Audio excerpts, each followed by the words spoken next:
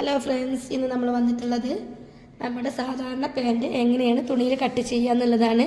മുന്നത്തെ ക്ലാസ്സിൽ നമ്മൾ ഓരോ മെഷർമെൻറ്റും വന്നു കഴിഞ്ഞാൽ എങ്ങനെ കട്ട് ചെയ്യുക എന്നുള്ളത് കാണിച്ചിട്ടുണ്ട്.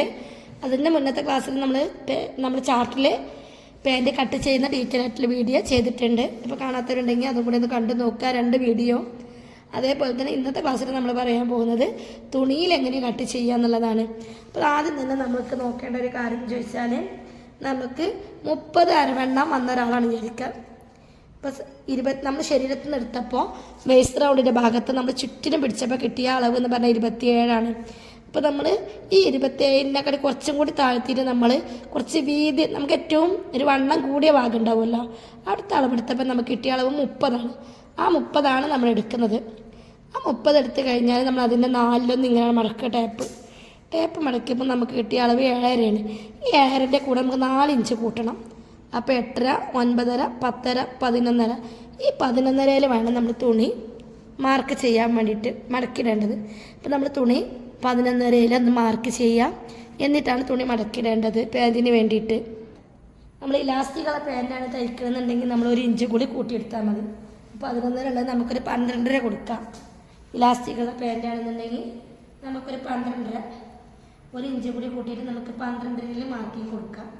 എന്നിട്ട് ജസ്റ്റ് ഒന്ന് മടക്കിയിട്ടാൽ മതി. ഇറക്കം 28ആണ്. അതിൻ്റെ കൂടെ നമ്മൾ ഇലാസ്റ്റിക് എത്രയാണ് നോക്കണം, അതിനനുസരിച്ചുള്ള തുണിയാണ് നമ്മൾ എടുക്കേണ്ടത്. ഇപ്പോൾ 28ആണ് ഇറക്കം വന്നിട്ടുള്ളത്. നമ്മൾ സാധാരണ പാൻറ്റിന് 4 ഇഞ്ച് കൂട്ടും. പക്ഷെ നമ്മൾ 2 ഇഞ്ചിൻ്റെ ഇലാസ്റ്റിക്കോ അല്ലെങ്കിൽ നമ്മൾ 1.5 ഇഞ്ചിൻ്റെ ഇലാസ്റ്റിക്കൊക്കെ ഇടുമ്പോൾ നമ്മൾ എന്ത് ചെയ്യും, നമ്മളുടെ ഇവിടെ ഈ 4 ഇഞ്ചുള്ളത് 1 5 ഇഞ്ചൊക്കെ എടുക്കേണ്ടി വരും. ഇലാസ്റ്റിക്കിനനുസരിച്ചിട്ട് ചെറുതായിട്ട് മാറ്റങ്ങളൊക്കെ വരും. അപ്പോൾ നമ്മൾ ഇവിടെ 28ൻ്റെ കൂടെ ഒരു 4 ഇഞ്ച് കൊടുക്കുന്നുണ്ട്. അപ്പോൾ 32 ഇഞ്ചിലാണ് നമ്മൾ മാർക്ക് ചെയ്യുന്നത്. നമ്മൾ 32 ഇഞ്ചിൽ മാർക്ക് ചെയ്തിട്ട് ഈ 32ൻ്റെ ഭാഗത്ത് നമുക്ക് 12.5 കിട്ടുന്നുണ്ടോ നോക്കണം. എക്സ്ട്രാ ഉണ്ടെങ്കിൽ നമുക്ക് ഉള്ളിലോട്ട് മടക്കി കൊടുക്കാം.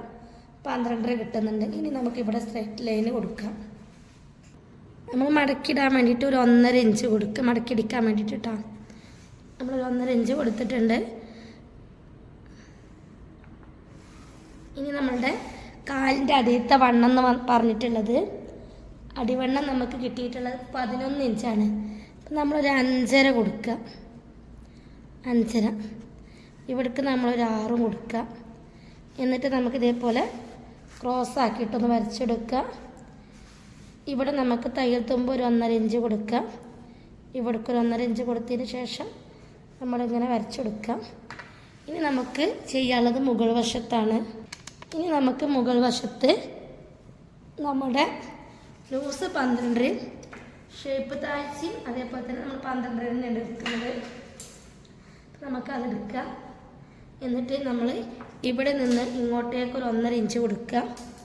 ചെറിയവർക്കും വലിയവർക്കൊക്കെ 1.5 തന്നെയാണ് കൊടുക്കുന്നത്. നമ്മൾ ഈ രീതിയിൽ പാൻറ്റ് തയ്ച്ച് കഴിഞ്ഞാൽ ഒരിക്കലും നിങ്ങളുടെ പാൻറ്റ് പൊട്ടുന്ന പ്രശ്നം ഉണ്ടാവില്ല.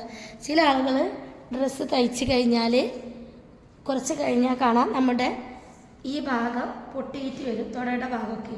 പക്ഷെ ഇങ്ങനെ അടിച്ച് കഴിഞ്ഞാൽ നമുക്ക് തുട ഭാഗം പൊട്ടുന്ന പ്രശ്നമോ ഒന്നും ഉണ്ടാവില്ല. ജസ്റ്റ് നമ്മൾ ഇതേപോലെ ഒന്ന് ഷേപ്പ് ചെയ്ത് കൊടുക്കുക. എന്നിട്ട് നമ്മൾ ഇപ്പോൾ ഇവിടെ ഷേപ്പിങ് കഴിഞ്ഞില്ല. ഇനി നമുക്ക് ഈ താഴ്വശത്തോട്ടൊന്ന് വരക്കുന്നത് കാണിച്ചു തരാം. വളരെ സിമ്പിളാണ്. നമുക്ക് ഇങ്ങനെ നമ്മൾ ഇവിടെ നിന്ന് ഇങ്ങോട്ടേക്ക് ഇങ്ങോട്ട് വരച്ചു കൊടുക്കുക. ഇത് നമ്മുടെ കട്ടിങ് ലൈനാണ്. ഇതാണ് നമ്മുടെ സ്റ്റിച്ചിങ് ലൈൻ വരിക. അപ്പോൾ നമ്മൾ ആ സ്റ്റിച്ചിങ് ലൈനിലോട്ടും ഇതേപോലെ ജസ്റ്റ് വരച്ചെടുക്കണം. നമ്മുടെ കട്ടിങ് ലൈനാണിത്. ഇത് നമ്മുടെ സ്റ്റിച്ചിങ് ലൈനാണ്. ഇനി നമുക്കിതൊന്ന് കട്ട് ചെയ്തെടുക്കാം. കട്ട് ചെയ്യുമ്പോൾ നമ്മളൊരു കാര്യം ശ്രദ്ധിക്കണം. നമ്മൾ ഇതേപോലെ തുണി 2ആയിട്ട് മടക്കിയിട്ടതാട്ടാ, പറയാൻ മറന്നു പോയതാണ്. ഇനി 2ആയിട്ട് മടക്കിയിട്ടില്ല എന്നുണ്ടെങ്കിൽ നമ്മൾ ഒരു പീസ് ഇങ്ങനെ കട്ട് ചെയ്തതിന് ശേഷം മറ്റേ പീസ് ഒന്ന് കട്ട് ചെയ്തെടുത്താലും മതി. നിങ്ങൾ വീഡിയോ ഇഷ്ടപ്പെട്ടാൽ ലൈക്ക് ചെയ്യുക, ഷെയർ ചെയ്യുക, കമൻറ്റ് ചെയ്യുക, സബ്സ്ക്രൈബ് ചെയ്യുക. തൊട്ടടുത്ത് കാണുന്ന ബെല്ലൈക്കണും കൂടി ക്ലിക്ക് ചെയ്യുക. എങ്കിലുള്ളൂ ഞാനിടുന്ന വീഡിയോസിൻ്റെ ഓരോ നോട്ടിഫിക്കേഷനും നിങ്ങൾക്ക് ലഭിക്കുക. എന്തെങ്കിലും സംശയം ഉണ്ടെങ്കിൽ കമൻറ്റ് ബോക്സിലൂടെ ചോദിക്കുക. ഞാൻ കാണുന്ന സമയത്ത് അതിൻ്റെ മറുപടി തരുന്നതായിരിക്കും. Thank you for watching.